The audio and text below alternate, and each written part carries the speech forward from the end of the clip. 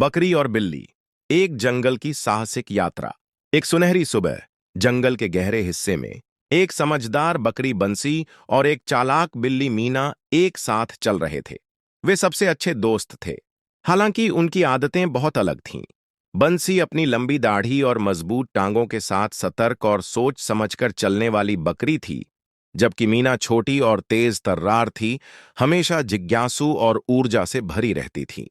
मीना ने बंसी को देखा और कहा, तुम जानते हो, मुझे लगता है कि मैं तुमसे तेज दौड़ सकती हूं। बंसी हंसी और बोला, शायद, लेकिन सिर्फ तेज दौड़ने से काम नहीं चलता।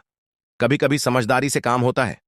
मीना मुस्कुराई और बोली, आओ हम इसे टेस्ट करते हैं।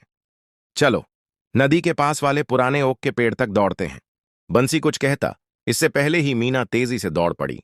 उसके पंजे जमीन पर हल्के से पड़ रहे थे। बंसी ने सिर हिलाया और फिर धीरे धीरे मीना के पीछे दौड़ने लगा।